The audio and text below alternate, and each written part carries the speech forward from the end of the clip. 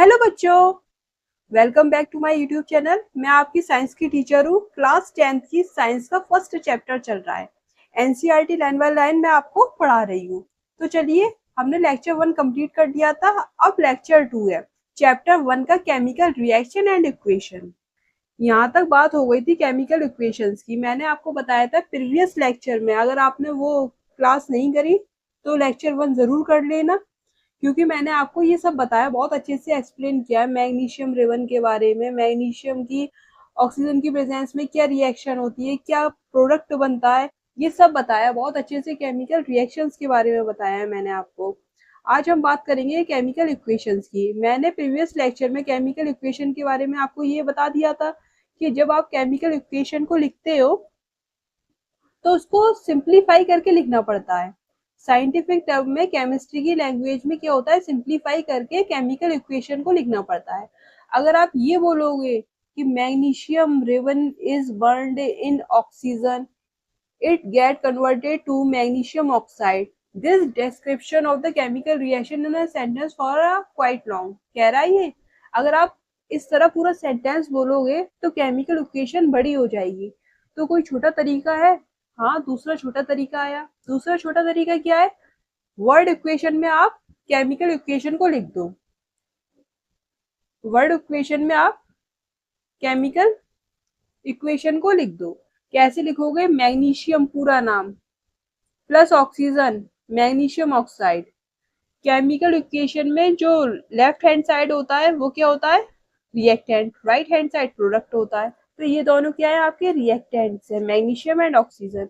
और यहाँ पर मैग्नीशियम ऑक्साइड प्रोडक्ट है, ये मैंने आपको बताया। अभी भी ये बड़ा है।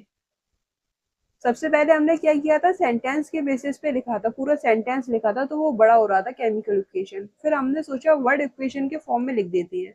अभी भी ये बड़ा है। अब क्या करेंगे? अब फॉर्मूला यूज करेंगे। मैग्नीशियम को Mg कहते हैं और छोटा बना दिया। ऑक्सीजन को O2 कहेंगे, MgO। मैग्नीशियम ऑक्साइड को क्या कहेंगे? MgO। इस फॉर्म में हम केमिकल इक्वेशन को यूज करेंगे। अच्छा, ये मैग्नीशियम है और यहाँ पर Mg है तो सिंबल है। Mg से आप डायरेक्ट समझ जाएंगे कि ये मैग्नीशियम है। ऑक्सीजन है तो O2 समझेंगे आप डायरेक्ट। ये सब आपको याद होना चाहिए, राइट। मैग्नीशियम ऑक्साइड है, पूरा इतना लंबा थोड़ी लिखेंगे, पागल थोड़ी है। काम को आसान बनाना है हमें। मैग्नीशियम ऑक्साइड प्रोडक्ट बन रहा है तो इसको MgO ऐसे लिखेंगे केमिस्ट्री की लैंग्वेज में, राइट। ये बात क्लियर हो गई। अब बात कर लेते हैं हम। मैंने आपको ये भी बता दिया था, राइट अ केमिकल इक्वेशन। जब आप केमिकल इक्वेशन लिख रहे हो तो आप कैसे लिख रहे हो? यहाँ पर ये मैग्नीशियम है, Mg प्लस O2, तो यहाँ पर क्या मिलेगा? MgO शॉर्ट फॉर्म में। MgO का मतलब मैग्नीशियम ऑक्साइड। ये यहाँ पर लिखा हुआ है, ये केमिकल इक्वेशन यहाँ पर लिखी हुई है। अच्छा, यहाँ पर ये बैलेंस्ड है या अनबैलेंस्ड है केमिकल इक्वेशन? तो मैं आपको बता दूं, law of conservation of mass के according number of atom same होती है। कहाँ? रिएक्टेंट साइड में, left hand side and right hand side. Magnesium अगर एक है तो यहाँ पर भी मैग्नीशियम एक ही होगा। यहाँ पर ऑक्सीजन 2 है। सब स्क्रिप्ट में ऑक्सीजन के नीचे 2 लगा हुआ है, तो इसका मतलब क्या है? 2 ऑक्सीजन के एटम। अगर O होता तो एक ऑक्सीजन का एटम है, ये 1 एटम ऑफ ऑक्सीजन, राइट। अगर यहाँ पर O2 है तो 2 एटम ऑफ ऑक्सीजन। ये आपको समझना है, ये कहना चाह रहा है। अगर O3 होता तो 3 oxygen of 3 atom of oxygen. Very simple. अब यहाँ पर देखिए Mg1 है, ये भी Mg1 है, कुछ नहीं है यहाँ पर तो 1 है, यहाँ पर कुछ नहीं है तो 1 है, ठीक है। लेफ्ट हैंड साइड और राइट हैंड साइड बैलेंस्ड है। मैग्नीशियम एटम, ऑक्सीजन 2 है, यहाँ पर ऑक्सीजन 1 है, तो आप यहाँ पर मल्टीप्लाई करोगे होल नंबर में, मतलब फ्रैक्शन नहीं होना चाहिए, होल नंबर में 2 से आप मल्टीप्लाई कर रहे हो। 2MgO, 2MgO। तो यहाँ पर आप O 2 हो गए, बट अब यहाँ पर Mg भी तो 2 हो गया। इसका मतलब क्या है? 2MgO का मतलब क्या है? 2 मैग्नीशियम के एटम और 2 ही किसके? ऑक्सीजन के एटम। तो अब यहाँ पर मैं Mg का 1 है और यहाँ पर 2 हो गए, तो यहाँ पर 2 लगा दो, तो बैलेंस्ड केमिकल इक्वेशन हो गई। ये क्या हो गई? Balanced chemical equation. Number of atom magnesium के और ऑक्सीजन के दोनों तरफ इक्वल हैं, दोनों तरफ क्या है? इक्वल है। क्लियर हो गया ये पॉइंट? अब यहाँ पर ये जो केमिकल इक्वेशन है ये बैलेंस्ड है, और पहले अगर मैंने 2 नहीं लगाया था तो वो अनबैलेंस्ड थी। ये कैसी है? बैलेंस्ड है, बैलेंस्ड केमिकल इक्वेशन। ठीक है, इक्वेशन, राइट। अब चलिए आगे बढ़ते हैं हम लोग। क्वेश्चन में आपसे ये पूछ रहा है, if the number of atom of each element the same on both the sides, if yes then the equation is balanced। अगर number of atom product side और रिएक्टेंट साइड सेम है तो वो बैलेंस्ड केमिकल रिएक्शन है, if not तो वो unbalanced equation है। The mass is not the same on the both side of the equation. आगे बताऊंगी law of conservation of mass के बारे में, राइट। अब यहाँ पर ये कह रहा है equation 1.2 is a skeleton chemical equation of burning of magnesium in air, right. अब ये वाली इक्वेशन जो थी ये अनबैलेंस्ड थी पहले, 1.2 कैसी थी? अनबैलेंस्ड। लेकिन यहाँ पर मैंने आपको बैलेंस्ड इक्वेशन करके बता दिया है। कैसे किया? तरीका बहुत सिंपल है, हिट एंड ट्रायल मेथड से किया है। चलिए आगे और करेंगे केमिकल इक्वेशन को बैलेंस्ड, तो आपको और ज्यादा क्लियर हो जाएगा। समझ गए? बहुत सिंपल है, वेरी सिंपल। अब देखिए यहाँ पर सेकंड है बैलेंस्ड केमिकल इक्वेशन। ये क्या है? Balanced chemical equation. करने का तरीका क्या है? अभी तक हमने ये पढ़ा कि केमिकल इक्वेशन को हम बहुत छोटे तरीके से कैसे लिखें, वो हमने देख लिया। अगर हम सेंटेंस में लिख रहे हैं तो बड़ा हो रहा है, वर्ड में लिख रहे हैं तो भी बड़ा हो रहा है। लेकिन अगर हम केमिकल फॉर्मूला यूज कर रहे हैं Mg+O2 MgO, तो हमारा छोटा हो रहा है। और इसी तरह अब हम केमिकल इक्वेशन को लिखेंगे। केमिकल इक्वेशन को लिखने के बाद अब हम उस केमिकल रिएक्शन को बैलेंस्ड कैसे करेंगे। सपोज हमारी अनबैलेंस्ड केमिकल इक्वेशन है, हमने हमें रिएक्टेंट पता था, प्रोडक्ट पता था, हमने केमिकल इक्वेशन आराम से लिख दी। अब हमें कैसे पता चलेगा ये केमिकल इक्वेशन बैलेंस्ड है या नहीं है? तो अगेन मैंने आपको बताया था नंबर ऑफ एटम दोनों तरफ सेम होना चाहिए, चाहे रिएक्टेंट हो या प्रोडक्ट हो। नंबर ऑफ एटम कैसा होना चाहिए? सेम होना चाहिए। अब यहाँ पर देखिए यही तरीका आपको ये बता रहा है बैलेंस्ड केमिकल इक्वेशन कैसे करेंगे। यहाँ देखिए, recall the law of conservation of मास। क्या कह रहा है? Law of conservation of mass. Law of conservation of मास क्या कहता है? लॉ ऑफ कंजर्वेशन ऑफ मास क्या कहता है? बहुत इंपॉर्टेंट है। देखो यहाँ पर क्या कहता है law of conservation of mass, जो आपने क्लास 9th में पढ़ा था। Mass can be neither be created. क्या कह रहा है? Mass can be neither be created nor be destroyed in a chemical reaction. देखो कह रहा है वो, ये लो, mass can neither be created nor destroyed in chemical reaction. कहना क्या चाह रहा है? जब भी कभी केमिकल रिएक्शंस होंगी तो जितना मास आपने रिएक्टेंट साइड में लिया है उतना ही मास आप प्रोडक्ट साइड में लेंगे। मास कहीं जाएगा नहीं, ना मास आप क्रिएट कर सकते हो किसी भी केमिकल रिएक्शन में, ना ही तो मास अपने आप बढ़ जाएगा। सपोज यहाँ पर देखिए, ऐसे समझिए और इजी हो जाएगा।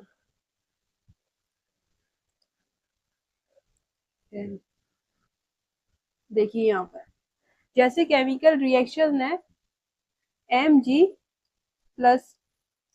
तो यहाँ पर क्या बन रहा है? MgO, ये बन रहा है, राइट। अब यहाँ पर इस केमिकल इक्वेशन में आपको पता है ये बैलेंस्ड है, ये बैलेंस्ड केमिकल इक्वेशन है। अब यहाँ पर देखिए law of conservation of mass के अकॉर्डिंग यहाँ पर 2 Mg है। सपोज यहाँ पर मैग्नीशियम आपने ले लिया 20 ग्राम ले लिया मैग्नीशियम।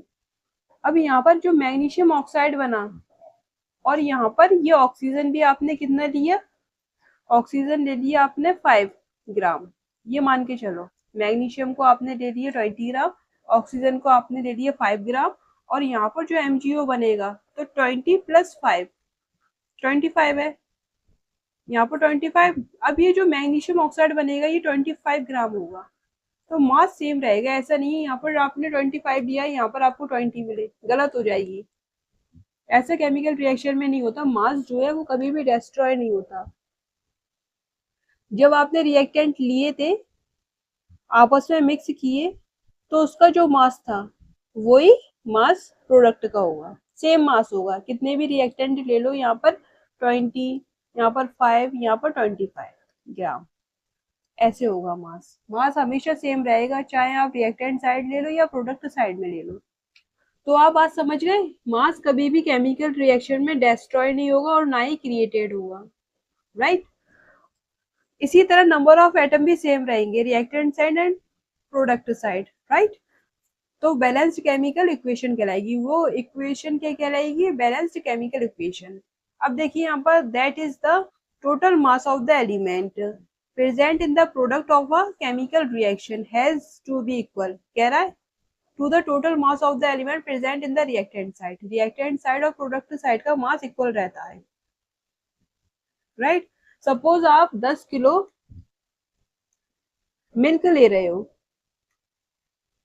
10 लीटर होता है वैसे, लिक्विड फॉर्म में होता है, लेकिन हम 10 किलो मान के चल रहे हैं। मास के फॉर्म में 10 लीटर भी ले सकते हो, 10 किलो मान के चल रहे हैं। अब आप इसमें क्या मिला रहे हो? वाटर मिला रहे हो। कितना कितना मिला रहे हो? 5 किलोग्राम वाटर मिला रहे हो। तो यहाँ पर आपका जो प्रोडक्ट आपको मिक्सचर मिलेगा वो कितना मिल जाएगा? 15 किलो, 15 किलो मिलेगा, राइट। तो मिल्क जो है वैसे तो लिक्विड होता है, इसकी यूनिट लीटर होती है, लेकिन हमने आपको समझाने के लिए, मास को समझाने के लिए इसको किलोग्राम में ले लिया है। तो 10 + 5 तो 15 kg आपको मिलेगा मिक्सचर। दूध में पानी मिलाओगे, मिक्सचर कितना बन जाएगा? 15 किलो। अब इसको मार्केट में 15 लीटर बेचोगे तो कितनी प्रॉफिट हो जाएगी? ऐसा थोड़ी है अगर आप 5 किलो पानी मिला रहे हो तो ये आपका 10 किलो का 10 किलो ही रहेगा, ऐसा नहीं है, इम्पॉसिबल। 5 किलो ही रह जाए, इम्पॉसिबल बात है। या 25 किलो हो जाए, ऐसा भी नहीं है, बहुत ज्यादा प्रॉफिट होगी। राइट। अब देखिए यहाँ पर, ये बहुत सिंपल से मैंने आपको एग्जांपल दिया है। अब देखिए यहाँ पर क्या हो रहा है। In other word, the number of atom, जब मास सेम है रिएक्टेंट साइड और प्रोडक्ट साइड, तो नंबर ऑफ एटम भी सेम होगा reactant side and product side.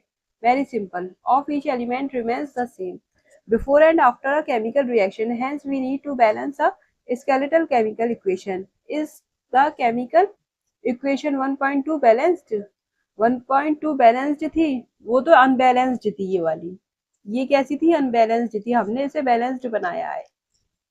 Let us learn about balancing a chemical equation step by step. The word equation for activity 1.3 may be represent as, अब यहाँ पर एक chemical equation है, zinc plus sulphuric acid. Zinc का symbol होता है Zn, sulphuric acid का symbol क्या होता है? H2SO4।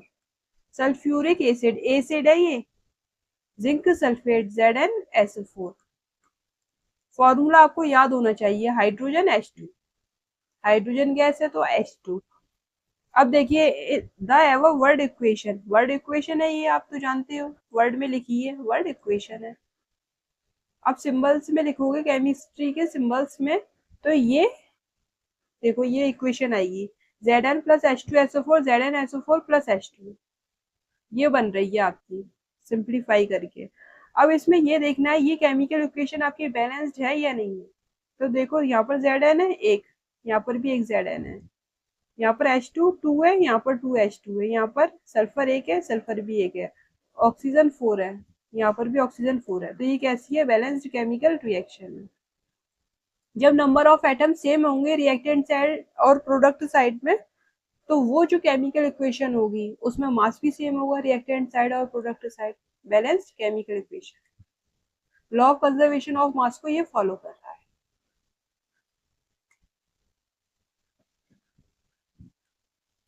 नेक्स्ट देखिए, let us examine the number of atom of different element on both side of the arrow. यही सब लिखा हुआ है जितने भी मैंने आपको बात बताई। जिंक प्लस H2SO4, यहाँ पर ZnSO4 + H2 बना रहा है। देखो यहाँ पर जिंक के कितने हैं? 1 1 है, H के 2 2 है, यहाँ पर सल्फर के 1 1 है, ऑक्सीजन का 4 है, reactant side and product side की बात चल रही है 4। ये आप समझ गए, अब कोई बहुत बड़ी बात नहीं है। As the number of atom of each element is the same on both sides of the arrow is balanced chemical equation. Let us try to balance the following chemical equation: Fe plus H2O, Fe3O4 plus H2। अब हमें ये chemical equation दी है, ये balanced है या नहीं है? तो मैं आपको बता दूं, ये जो केमिकल इक्वेशन है ये अनबैलेंस्ड है। कैसे पता चला? यहाँ पर ये Fe है, एक है सिर्फ आयरन का एटम, Fe आयरन का एटम एक है, यहाँ पर ये 3 है, यहाँ पर ऑक्सीजन भी एक है, यहाँ पर 4 है, हाइड्रोजन बराबर है, बैलेंस्ड है। सारे एटम, जितने भी केमिकल इक्वेशन में जितने भी हमारे पास एटम्स हैं, एलिमेंट के एटम, वो सब सेम होना चाहिए, प्रोडक्ट साइड और रिएक्टेंट साइड। चलिए इसको हमें बैलेंस्ड बनाना है। कैसे बैलेंस्ड करेंगे? देखिए यहाँ पर आपको बहुत प्रॉब्लम आती है। आप सोच रहे हो कैसे करेंगे बैलेंस्ड द केमिकल इक्वेशन। यहाँ पर आप फंस जाते हो कि नंबर ऑफ एटम सेम है या नहीं है, रिएक्टेंट साइड या प्रोडक्ट साइड कैसे हम करेंगे, और अगर करेंगे तो सबसे पहले कौन से एटम को हम बैलेंस्ड करेंगे, यहाँ फंसोगे। ठीक है, टेंशन बिल्कुल भी मत लो, खुश हो जाओ। कैसे करोगे? अब बहुत सिंप्लीफाई करके मैं आपको बता दूंगी, हाथ कर लोगे बहुत आराम से। देखो यहाँ पर स्टेप 1 हमें क्या करना है, बैलेंस्ड केमिकल इक्वेशन कर रहे हैं हम। देखो यहाँ पर to balance the chemical equation first draw the box around each formula, do not change anything inside the box while balancing the equation. सबसे पहले हम करेंगे क्या, जब भी केमिकल इक्वेशन को आप बैलेंस्ड करोगे तो आपने क्या किया, बॉक्स बना दिया, आयरन के आगे Fe के आगे H2O के आगे बना दिया, Fe3O4 ऐसे बना दिया आपने, ये H2 बॉक्स में बना दिए। ये रिएक्टेंट और प्रोडक्ट साइड, राइट एरो के राइट हैंड साइड प्रोडक्ट है, लेफ्ट हैंड साइड क्या है, रिएक्टेंट है। ये मैंने आपको बता दिया था। ये इक्वेशन है, ये वाली इक्वेशन लिख रहे हैं हम, इसे बैलेंस्ड कर रहे हैं। स्टेप सेकंड में देखिए आपने बॉक्स बना लिया, बहुत सिंपल है, हाल बॉक्स बना लोगे। अब देखो यहाँ पर जितने भी कंपाउंड है, यहाँ पर list the number of atom of different element present in the unbalanced equation. अब यहाँ पर जो केमिकल इक्वेशन है, यहाँ पर क्या है, आयरन Fe, Fe को क्या कहते हैं, आयरन। ये वाटर H2O फॉर्मूला है, ये आपको याद होना चाहिए। Fe3O4 ये अलग कंपाउंड है, ये H2O है। अब यहाँ पर कितने एलिमेंट हैं, देखो Fe है, हाइड्रोजन है, ऑक्सीजन है, 3 एटम है। Fe है, इसमें ऑक्सीजन है और क्या है, हाइड्रोजन है। 3 अलग अलग टाइप के एलिमेंट्स आपको दिखाई दे रहे हैं, इनके ही एटम हमें क्या करने हैं, बैलेंस्ड करने हैं।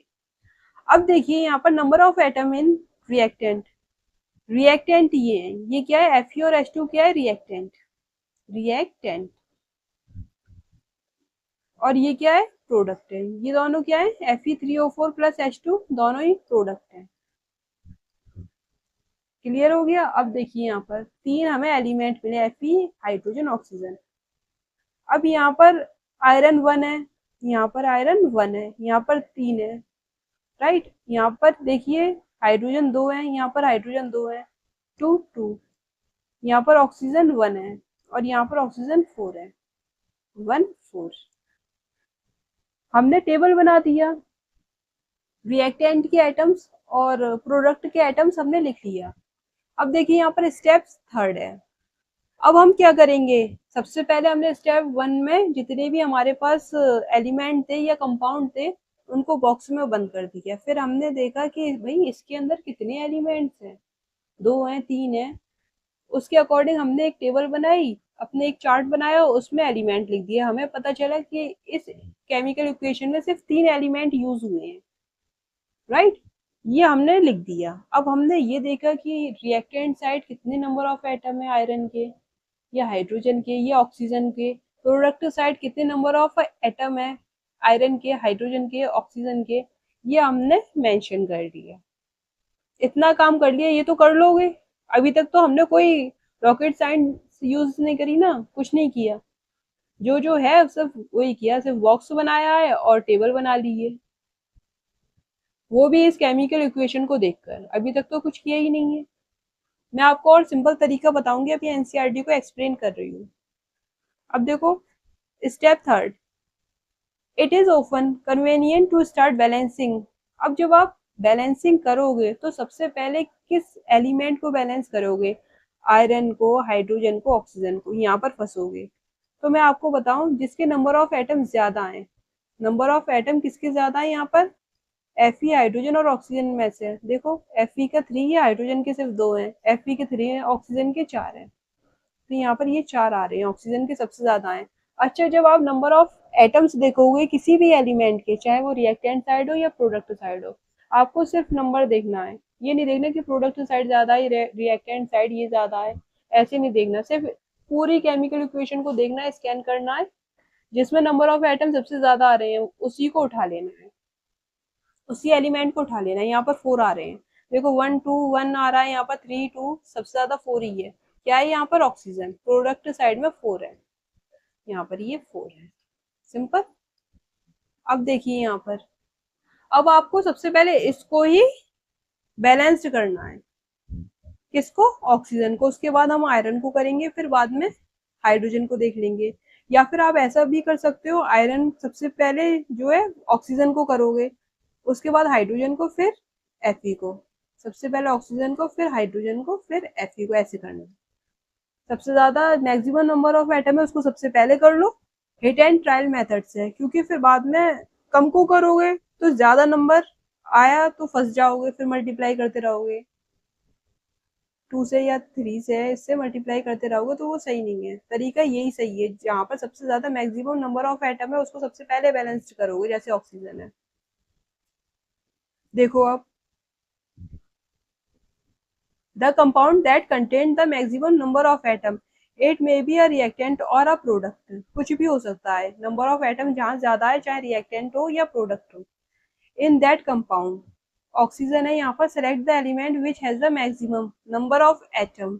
Using these criteria we select Fe3O4 and the element oxygen. Fe3O4 में हमने क्या सेलेक्ट किया है? ऑक्सीजन एटम को। 4 है यहाँ पर, ये तो बस 3 ही है, 4 वाले को सेलेक्ट करोगे, वो ऑक्सीजन है। There are 4 oxygen atom on the right hand side and only 1 on the left hand side। Left hand side 1 है ऑक्सीजन एटम यहाँ पर, और यहाँ पर ये 4 है। देखो अब, टेबल बना दी आपने, बैलेंस्ड करना है हमें ऑक्सीजन एटम को। Initial oxygen atom reactant side में 1 है, H2O में 1 ही तो है यहाँ पर, और Fe3O4 में 4 है। तो आपको क्या करना है?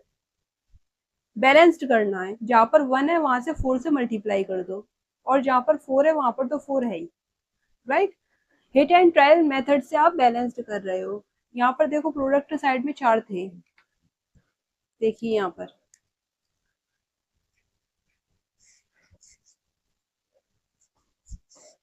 यहाँ पर देखिए, अब प्रोडक्ट साइड में 4 थे, ये 4 हैं। अब यहाँ पर एक ऑक्सीजन है, तो यहाँ पर 4 से मल्टीप्लाई करोगे आप ऐसे नहीं करोगे यहाँ पर 4 कर दो, गलत हो जाएगा। पहले ही बता रही हूँ, फॉर्मूला गलत है। H2O4 कभी सुना है? किसी भी कंपाउंड का नाम नहीं है, ये वाटर नहीं है। H2O यहाँ पर 4 से मल्टीप्लाई यहाँ पर करोगे, इस साइड करोगे कोफिशिएंट पर, ठीक है। यहाँ नहीं लिखोगे 4, ये फॉर्मूला ही गलत हो जाएगा। वाटर का फॉर्मूला H2O होता है, ना कि H2O4। ये थोड़ी होगा, यहाँ मिस्टेक कर सकते हो। मैंने आपको बता दिया, अब आप मिस्टेक नहीं करोगे, याद रखोगे। तो यहाँ पर ये 4 है, इधर 4 कर दो, 4 और ऑक्सीजन एक है तो 4O हो गया। ऑक्सीजन आइटम यहाँ पर भी 4O हो गया। Very simple. तो यहाँ पर 4 से मल्टीप्लाई कर रहे हैं, तभी तो इक्वल होगा। यहाँ पर 4 थे और यहाँ पर एक है, एक का मल्टीप्लाई 4 में करोगे तभी तो यहाँ पर 4 आएगा। आगे हमें केमिकल रिएक्शन और बैलेंस्ड करवाऊंगी तो मैं आपको और अच्छे से क्लियर हो जाएगा। अब देखो यहाँ पर, to equalize the number of atoms, it must be remembered that we cannot alter the formula of compound। Formula of the compound जैसे अभी बताया, H2O4 नहीं होगा, H2O ही होगा। यहाँ पर मल्टीप्लाई करना है 4 का। Element involve in the reaction, for example to balanced oxygen atom we can put coefficient 4 H2O not H2O4। कह रहा है ये ना ही ऐसे लिख सकते हो, ना ही ऐसे लिख सकते हो, H2O ब्रैकेट में 4। तो यहाँ पर ये क्या हो रहा है, 4 का मल्टीप्लाई O से हो रहा है और 4 का मल्टीप्लाई 2 से होगा, तो ये क्या बन रहा है, H8O4।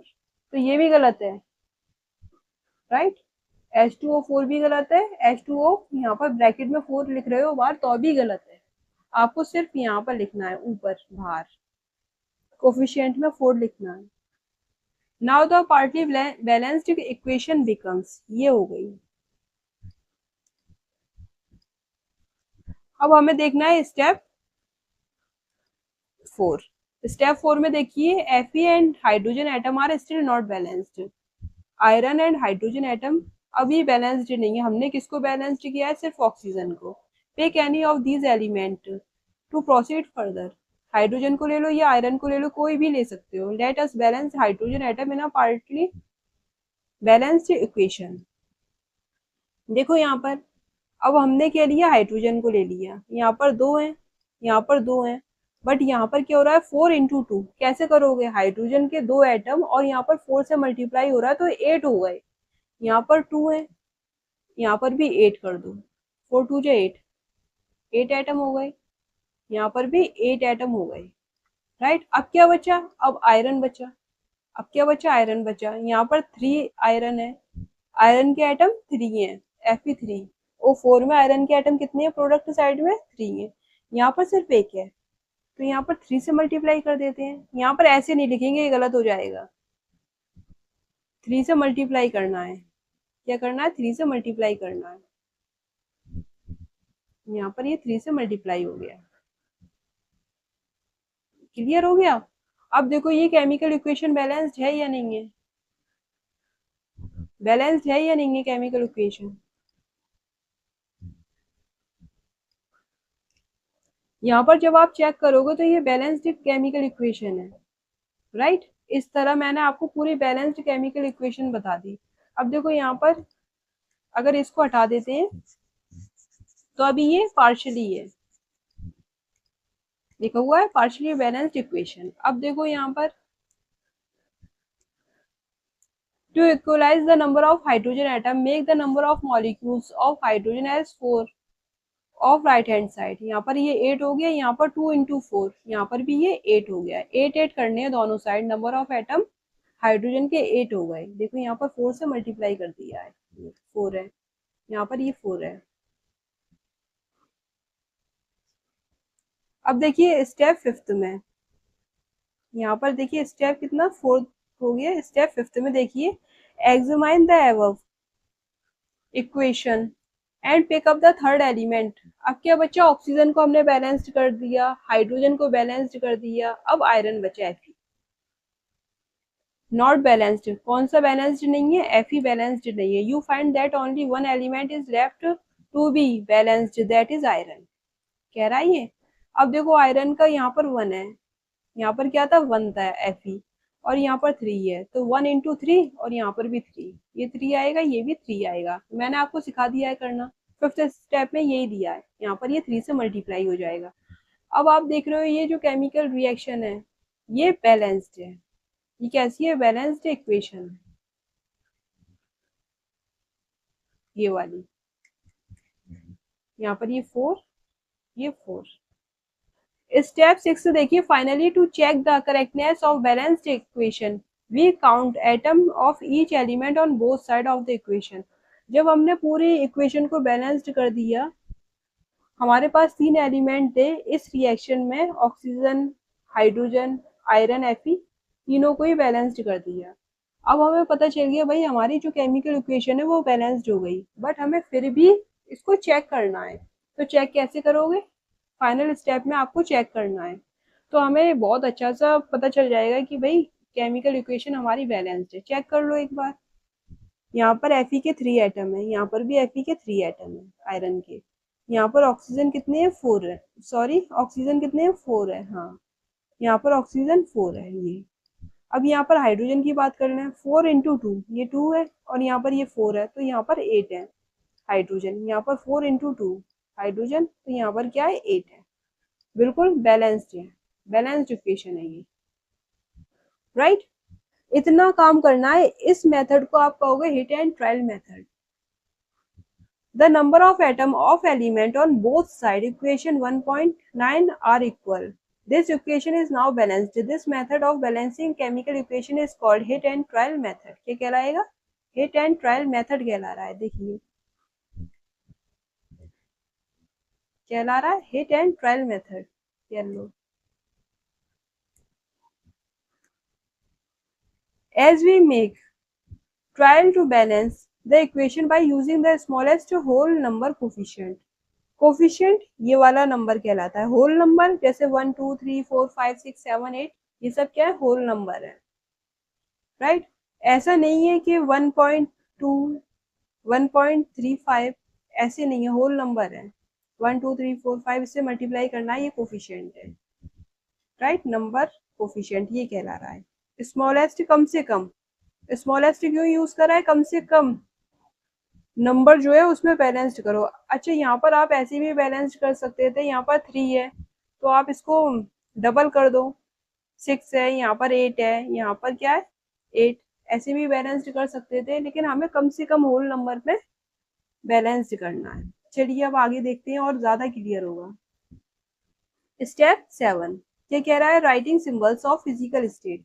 अच्छा जो केमिकल इक्वेशंस होता है आपने लिखा हुआ देखा होगा यहाँ पर, जैसे सॉलिड लिखा हुआ होता है एस, गैस लिखा होता है, लिक्विड लिखा होता है, एक्वस सॉल्यूशन में अगर है तो ये सब लिखा हुआ होता है, नीचे सब स्क्रिप्ट में लिखा हुआ होता है। राइट। तो वो और ज्यादा इंफॉर्मेशन देता है। देखिए यहाँ पर फिजिकल स्टेट में लिखा हुआ होता है ये सॉलिड लिक्विड गैस एक्वस, ये सब क्या है? फिजिकल स्टेट ही तो बता रही है किसी भी एलिमेंट की।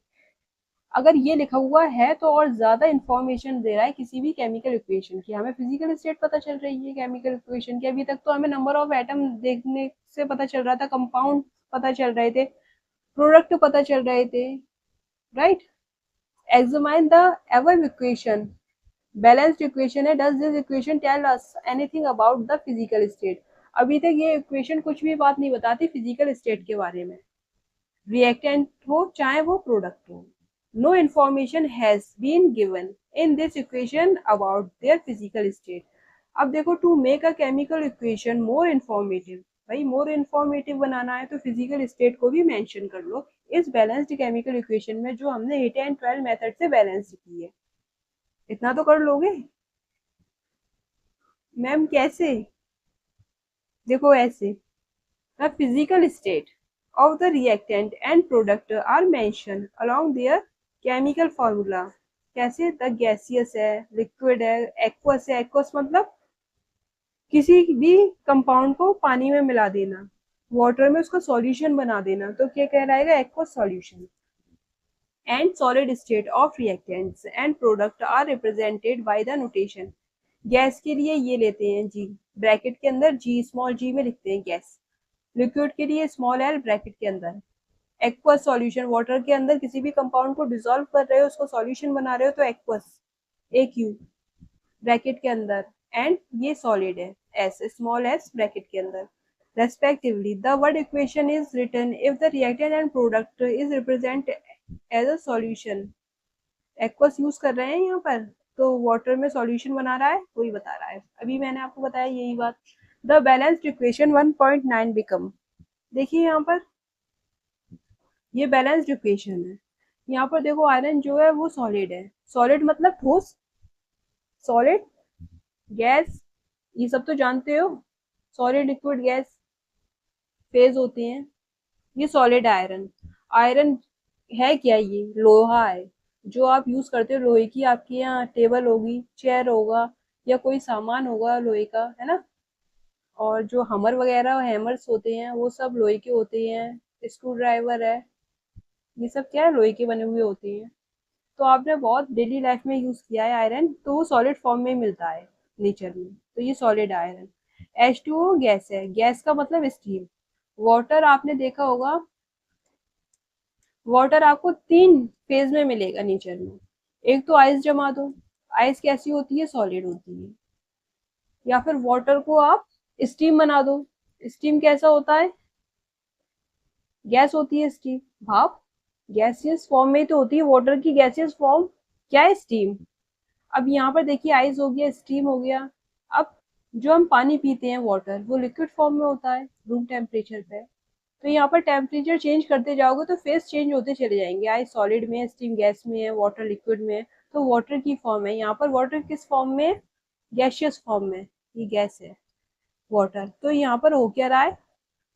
आयरन में आपने क्या किया है? स्टीम को ऐड किया है, स्टीम को डाला है, वाटर स्टीम फॉर्म में डाला है, गैशियस है। तो Fe3O4 सॉलिड फॉर्म में बना है, और H2 जो है वो gaseous form, hydrogen gas release हुई है।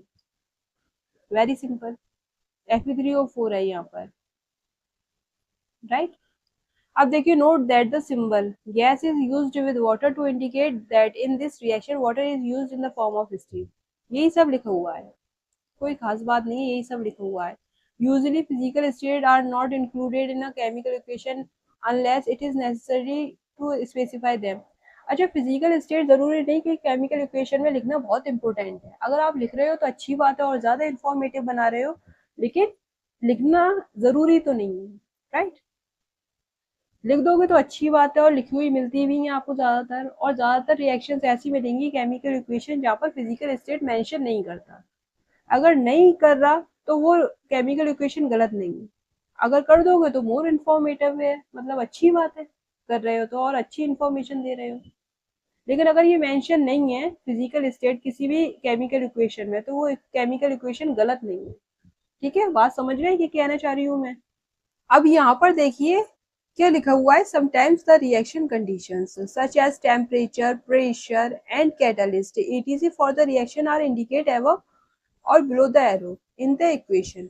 अब यहाँ पर ये जो एरो है, इसके ऊपर आपको प्रेशर, टेम्परेचर या कैटलिस्ट, एरो के ऊपर नीचे आपको लिखा हुआ दिख सकता है। ऊपर मिला हुआ मतलब लिखा हुआ दिख सकता है, या नीचे भी लिखा हुआ दिख सकता है, मिल सकता है आपको। ये देखो यहाँ पर इस केमिकल इक्वेशन में ये एरो है, यहाँ पर क्या लिखा हुआ है? सनलाइट दी है, सनलाइट है, ये क्या है? सनलाइट।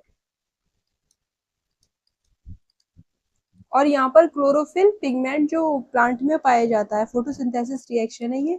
प्लांट में ग्रीन कलर का एक पिगमेंट पाया जाता है लीफ के अंदर, जिसे कहते हैं क्लोरोफिल। सनलाइट के प्रेजेंस में वहां पर मेसोफिल सेल में क्या होता है? फोटोसिंथेसिस रिएक्शन होती है। तो ये फोटोसिंथेसिस रिएक्शन है ये वाली। यहाँ पर देखिए ये कंबशन रिएक्शन है। तो यहाँ पर प्रेशर, टेम्परेचर, कैटालिस्ट, सनलाइट, ये सब लिखा हुआ आपको मिल सकता है। सनलाइट बेसिकली क्या है? टेम्परेचर ही मिल रहा है लाइट से। तो ये लिखा हुआ मिल रहा है, तो ये और इंफॉर्मेटिव बना रहा है। सबसे पहले तो मैंने आपको ये बताया कि अगर केमिकल इक्वेशन में फिजिकल स्टेट मेंशन है तो इंफॉर्मेटिव बना रहा है। अगर एरो के ऊपर ये प्रेशर, टेम्परेचर, कैटलिस्ट ये सब लिखा हुआ मिल रहा है, तो ये और ज्यादा इंफॉर्मेटिव बना देता है किसी भी केमिकल रिएक्शन को। पूरी बात बता रहा है, इतना प्रेशर दिया है तब ये केमिकल रिएक्शन हुई है। यहाँ पर देखो, ये जो केमिकल रिएक्शन है CO+2H2 और यहाँ पर CH3OH, ये केमिकल इक्वेशन है। तो यहाँ पर इतना प्रेशर दिया है। प्रेशर की यूनिट ATM होती है, वो वाला ATM नहीं जहां से आप पैसे निकालते हो, वो नहीं। ATM प्रेशर की यूनिट है ये। 340 एटमॉस्फेयर प्रेशर पर आपने ये रिएक्शन करवाई है, ठीक है। ATM याद रहेगा, यूनिट है किसकी? प्रेशर की। प्रेशर की यूनिट है AT। अब देखिए यहाँ पर नेक्स्ट जो केमिकल रिएक्शन है, ये फोटोसिंथेसिस रिएक्शन है। क्या है? फोटोसिंथेसिस प्लांट में होती है। ये तो आपने पढ़ी ही होगी, 8th 9th क्लास में पढ़ी होगी। 6CO2 + 12H2O। सनलाइट के प्रेजेंस में जब आप रिएक्शन करवाओगे क्लोरोफिल पिगमेंट की प्रेजेंस में, तो क्या होगा? ग्लूकोज का फॉर्मेशन होगा। ग्लूकोज का फॉर्मूला क्या है? ये आपको याद होना चाहिए, C6H12O6 ग्लूकोज का फॉर्मूला है। फिर यहाँ पर ऑक्सीजन रिलीज होती है, ये ऑक्सीजन हम लोग लेते हैं, तभी तो हम लोग सांस लेते हैं। तो ऑक्सीजन ही तो लेते हैं, एयर में ऑक्सीजन होता है उसको लेते हैं। इसी ऑक्सीजन की वजह से हम लोग जिंदा रहते हैं। देखो कितनी इम्पोर्टेंट है प्लांट। प्लांट बहुत इंपॉर्टेंट है हम लोग की लाइफ के लिए। वाटर है, वाटर लिक्विड फॉर्म में रिलीज हो रहा है। यहाँ पर ये एक्वस फॉर्म में ऑक्सीजन डिजोल्व है, मतलब वाटर में ऑक्सीजन। यहाँ पर देखिए C6H12O6 एक्वस फॉर्म में, वाटर लिक्विड फॉर्म में है, CO2 एक्वस फॉर्म में है, राइट। तो यहाँ पर ये फोटोसिंथेसिस रिएक्शन है, एरो के ऊपर प्रेशर, टेम्परेचर, कैटालिस्ट ये सब मेंशन होता है। अच्छा, यहाँ पर आप ये सोच रहे हो कैटालिस्ट क्या होते हैं मैम?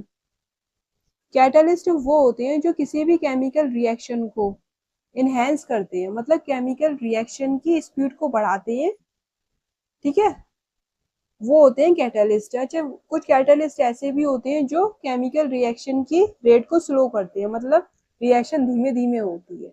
अगर कोई रिएक्शन बहुत धीमे धीमे हो रही है तो उसमें कैटालिस्ट यूज कर रहे हैं, तो वो उस केमिकल रिएक्शन को बहुत फास्ट करा देते हैं। कैटालिस्ट क्या करते हैं? रिएक्शन की रेट को बढ़ाते या घटाते हैं, ठीक है, इतनी बात आप समझ गए। अब देखिए यहाँ पर, using this step can you balance equation 1.2 given, ये 1.2 given in the test earlier. अच्छा, 1.2 है ये, 1.2 आगे वाली थी, ये हमने बैलेंस्ड कर ली थी, right. Mg plus O2 MgO, यहाँ पर Mg जो है ये सॉलिड फॉर्म में है, मैग्नीशियम रिबन ही तो था, मैग्नीशियम मेटल है, ये सॉलिड फॉर्म में मिलेगा। ऑक्सीजन किस फॉर्म में मिलेगा आपको? ऑक्सीजन किस फॉर्म में मिलेगा? गैसियस फॉर्म में मिलेगा। एयर से तो रिएक्शन हो रही थी मैग्नीशियम ऑक्सीजन की। अब यहाँ पर मैग्नीशियम ऑक्साइड बन रहा है, तो ये लेयर है, ये किस फॉर्म में है? ये सॉलिड फॉर्म में है, ये भी। और यहाँ पर जो एरो है, यहाँ पर हीट प्रोवाइड हो रही थी, ये टेम्परेचर दे रहे थे, तो ये टेम्परेचर बर्न कर रहे हो, टेम्परेचर मिल रहा है, तो ये साइन टेम्परेचर का है, राइट। चलिए आगे। अब यहाँ पर देखिए, ये दोनों केमिकल इक्वेशन मैंने आपको बता दी है। अब यहाँ पर देखो, ये कुछ क्वेश्चंस हैं, ये आपको करने हैं, राइट। आप खुद घर पर करके देखना, वैसे मैं आपको इसको करने का तरीका भी बता रही हूँ, अगर मैं नहीं बताऊंगी तो फिर आप इस तरह रहोगे है ना, ऐसी तो रहोगे कि मैम करा देती तो अच्छा रहता, नहीं कराया, आया नहीं मैम हमसे, और आ भी गया है तो हमें पता नहीं है हमारा सॉल्यूशन सही है या नहीं है, पता नहीं क्या हुआ है, ऐसी तो सोचोगे। अच्छा, लेक्चर पसंद आया है तो लाइक जरूर कर देना, शेयर करो अपने फ्रेंड के साथ, ठीक है, लाइक कर दो चलो। अब देखिए यहाँ पर, why should a magnesium ribbon be clean before burning in air. जब आप मैग्नीशियम रिबन को बर्न करते हो, मैग्नीशियम को, रिबन को जब आप बर्न करते हो, तो आप इसको क्लीन क्यों करते हो? ऐसा होता है, मैग्नीशियम रिबन में जो मैग्नीशियम होती है वो एयर के कांटेक्ट में रहती है, एयर के कांटेक्ट में रहने से उस एयर में प्रेजेंस ऑक्सीजन के साथ वो रिएक्शन करने लगती है, तो मैग्नीशियम ऑक्साइड की एक लेयर बन जाती है मैग्नीशियम रिबन पे। अगर आप उसको क्लीन कर दोगे सैंड पेपर से, तो वो अच्छे से बर्न होगा। मैग्नीशियम ऑक्साइड की एक थिन लेयर बन जाती है मैग्नीशियम रिबन पर, तो वो उसको अच्छे से बर्न नहीं होने देती, जलने नहीं देती। अगर आप उसको साफ कर दोगे मैग्नीशियम ऑक्साइड की लेयर को, तो वो बहुत अच्छे से जल जाएगा, राइट। इतना काम है, इसलिए हम क्लीन करते हैं किसको? Magnesium ribbon. अब देखिए second, right the balanced equation for the following chemical reaction. यहाँ पर हमें बैलेंस करनी है केमिकल इक्वेशन को for a following chemical reaction, hydrogen plus chlorine, तो यहाँ पर क्या बन रहा है? Hydrogen chloride. देखो यहाँ पर H2 हाइड्रोजन का formula, chlorine Cl2, chlorine gas है, हाइड्रोजन भी क्या है? गैस है। यहाँ पर क्या बन रहा है? HCl, right. Number of atom दोनों तरफ सेम है या नहीं है? नहीं है, यहाँ पर 2 है, यहाँ पर 1 है हाइड्रोजन, यहाँ पर क्लोरीन 2 है, यहाँ पर 1 है, तो यहाँ पर 2 से मल्टीप्लाई करते हैं। अब बैलेंस चाहिए, ये कैसी है? बैलेंस्ड केमिकल इक्वेशन है, समझ गए आप? देखिए गौर से।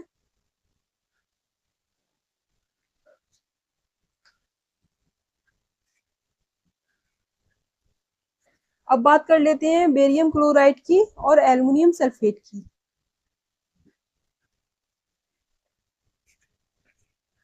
नेक्स्ट जो केमिकल रिएक्शन है वो है आपकी barium chloride plus aluminium sulphate.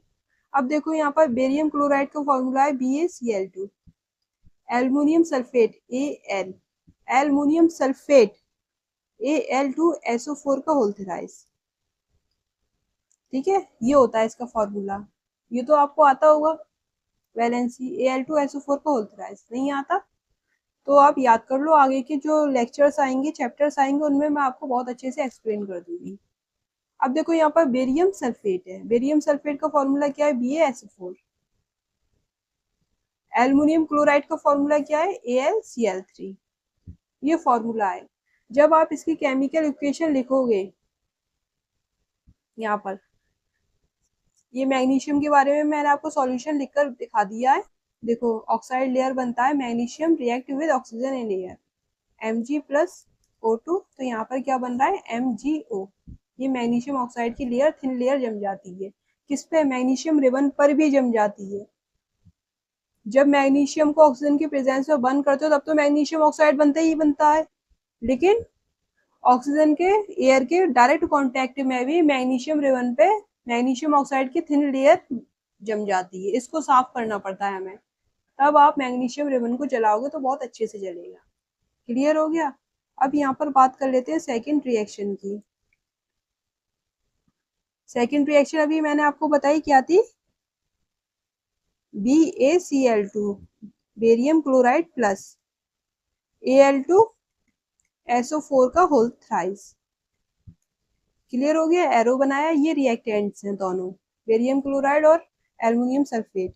अब बात कर लेते हैं बेरियम सल्फेट की, क्या बन रहा है, BaSO4 प्लस AlCl3। कुछ नहीं करना, आपको क्या करना है, जो Ba है यहाँ पर आगे पॉजिटिव चार्ज होता है ना, कैटायन होता है, और ये एनायन है, तो यहाँ पर भी कैटायन है ये, और ये एनायन है, तो कैटायन को एनायन से, एनायन को कैटायन से मिला देना है।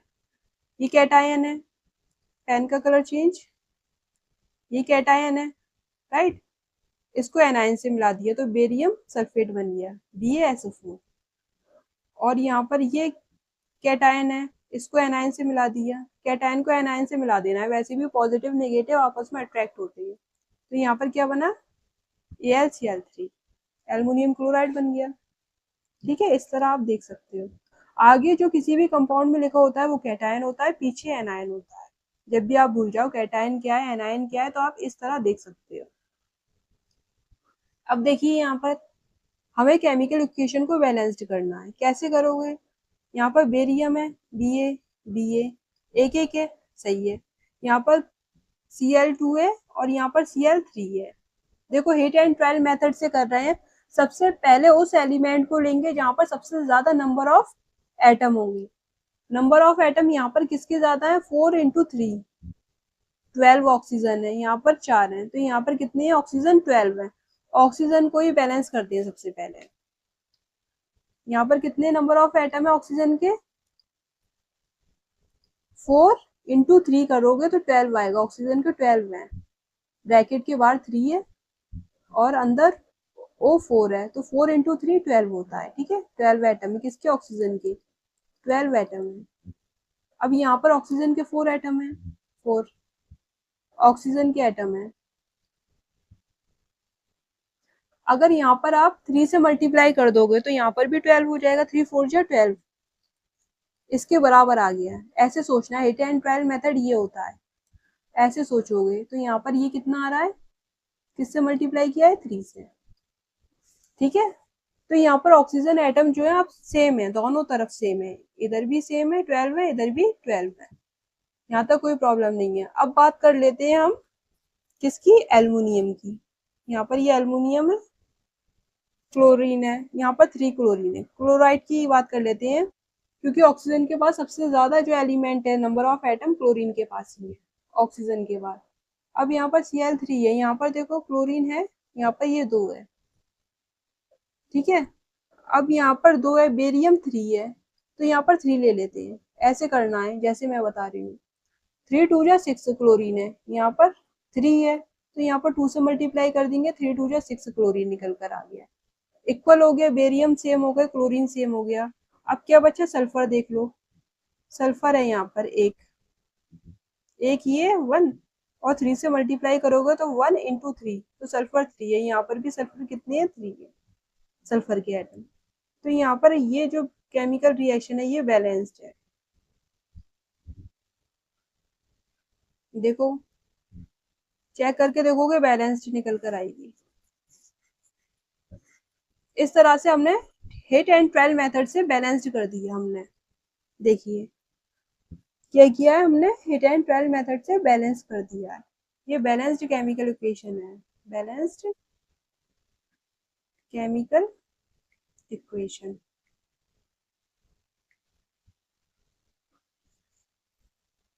यहाँ तक कोई प्रॉब्लम है तो बताइए।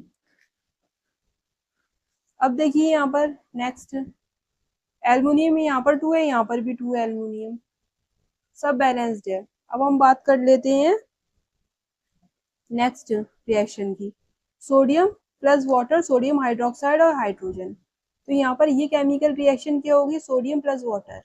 देखिए थर्ड है ये, सोडियम प्लस वाटर। क्या दे रहा है आपको, सोडियम जब वाटर के साथ रिएक्शन करता है तो बनता है सोडियम हाइड्रोक्साइड NaOH। क्या बनता है, हाइड्रोक्साइड बनता है। मेटल, सोडियम मेटल है, मेटल जब भी वाटर के साथ रिएक्शन करती है तो वो हाइड्रोक्साइड बनाती है, तो यहाँ पर NaOH है और हाइड्रोजन गैस रिलीज हो रही है। अब यहाँ पर रिएक्शन को बैलेंस्ड करना है, ये बैलेंस्ड है या नहीं है, सोडियम एक है, यहाँ पर ऑक्सीजन एक है, और यहाँ पर हाइड्रोजन कितने हैं, यहाँ पर एक हाइड्रोजन है, यहाँ पर ये दो है, टोटल तीन है। प्रोडक्ट साइड में कितने हैं, तीन हाइड्रोजन है यहाँ पर, तो हाइड्रोजन बैलेंस्ड नहीं है। तो कैसे करोगे बैलेंस्ड हाइड्रोजन को, कैसे करोगे, हाफ लिख दोगे 1/2, बैलेंस्ड हो गया। आधा मोल H2 गैस रिलीज हुई, राइट, तो ये बैलेंस्ड है। अगर आप 1/2 नहीं करना चाहते, आपको लग रहा है मैम 1/2 कर दिया, ये कैसे है, 1/2 भी सही तरीका है। अगर आप नहीं करना चाहते तो आप क्या करोगे, यहाँ पर 3 है, यहाँ पर ये 2 है, तो सोडियम आप क्या कितना लोगे यहाँ पर, ये ले लो 2NaOH। अब यहाँ पर देखो 2H2O है और यहाँ पर ये 2Na है, अभी भी ये बैलेंस्ड हो गई, अभी भी ये क्या है, बैलेंस्ड है। ठीक है, इस तरह कर सकते हो बैलेंस्ड केमिकल इक्वेशन, ये भी बैलेंस्ड है। हाफ H2 कर रहे थे तो और इजी पड़ रहा था, लेकिन आप हाफ में कंफ्यूज हो गए, तो यहाँ पर ये बैलेंस्ड केमिकल इक्वेशन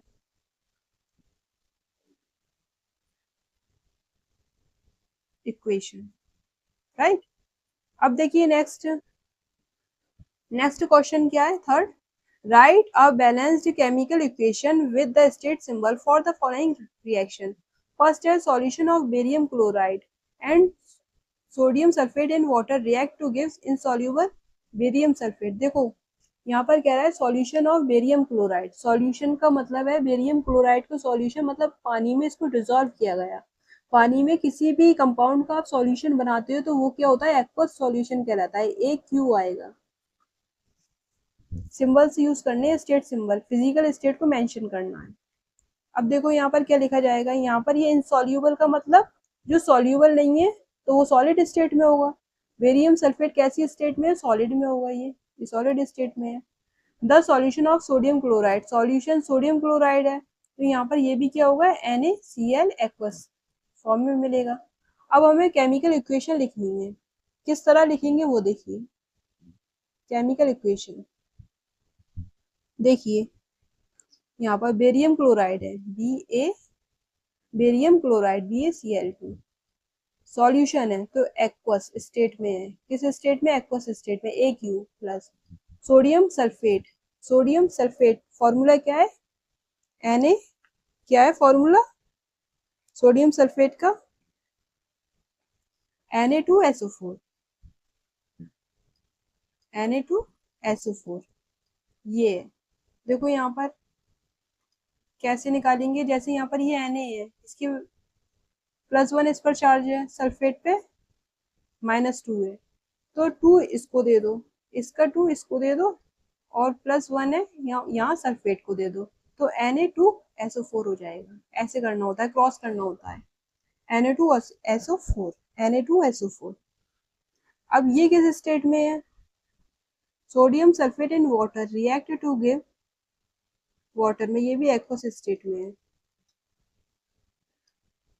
हम यहाँ पर एरो बनाया, बेरियम सल्फेट मिला, BaSO4, ये इंसॉल्यूबल है, मतलब घुला हुआ नहीं है, इंसॉल्यूबल है, तो ये सॉलिड स्टेट में है। जो घुलेगा नहीं वो इनसॉल्यूबल है। प्लस अब देखिए solution of sodium chloride, sodium chloride NaCl aqueous, ये रिएक्शन हो गई। अब यहाँ पर देखिए ये बैलेंस्ड है या नहीं है, यहाँ पर Na2 है, यहाँ पर Na, ठीक है, और यहाँ पर ये SO4 4 है, यहाँ पर SO4, ऑक्सीजन बैलेंस्ड है, सल्फर बैलेंस्ड है, सोडियम यहाँ पर 2 है तो यहाँ पर भी 2 कर लेते हैं, 2NaCl बैलेंस्ड है। अभी ये यहाँ पर Cl2 2 है, 8 and 12 मेथड से यूज कर लेते हैं। चेक कर लिया हमने, बैलेंस्ड है ये।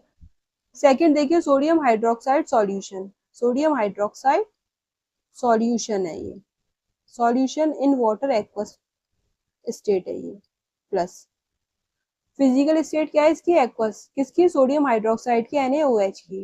रिएक्ट क्या है ये, हाइड्रोक्लोरिक एसिड से, ये भी वाटर में सॉल्यूबल है, हाइड्रोक्लोरिक एसिड HCl एक्वस। अब यहाँ पर आपको क्या प्रोड्यूस्ड हुआ है, सोडियम क्लोराइड NaCl, सॉल्यूशन है ये भी एक्वस है, प्लस वाटर H2O, ये लिक्विड फॉर्म में मिलेगा आपको। वाटर लिक्विड फॉर्म में होता है, कुछ मेंशन नहीं है तो लिक्विड फॉर्म में है वाटर। वैसे स्टीम होता तो H2O गैसियस फॉर्म में होता, राइट। समझ गए ये वाला क्वेश्चन। तो मैंने आपको फर्स्ट सेकंड थर्ड तीनों क्वेश्चन बता दिए हैं, बैलेंस्ड केमिकल इक्वेशन बता दिए, फिजिकल स्टेट अगर है तो कैसे मेंशन किया जाएगा, राइट, ये सब बता दिया है। तो अब आपको रोना नहीं है, आपको खुश होना है। यहाँ पर मैंने आपका ये लेक्चर को कंप्लीट कर दिया। अब आपका लेक्चर जो आएगा उसमें मैं आपको टाइप ऑफ केमिकल रिएक्शन के बारे में बताऊंगी, जैसे कॉम्बिनेशन रिएक्शन है, डिकम्पोजिशन रिएक्शन है, ऑक्सीडेशन रिडक्शन रिएक्शन है, डिस्प्लेसमेंट डबल डिस्प्लेसमेंट रिएक्शन, उसके बारे में बात करेंगे। तो आपने अगर चैनल को सब्सक्राइब नहीं किया तो सब्सक्राइब जरूर कर लेना, बहुत हेल्पफुल है आपके लिए। देखो कितने अच्छे से एक एक बात बता रही हूँ मैं आपको। लाइक करो, फ्रेंड के साथ ज्यादा से ज्यादा शेयर करो, शेयर तो कर दिया करो, बहुत सिंपल है। शेयर तो कर दिया करो, आराम से मोबाइल चलाते रहते हो पूरे टाइम, शेयर हल कर दोगे। So thanks for watching.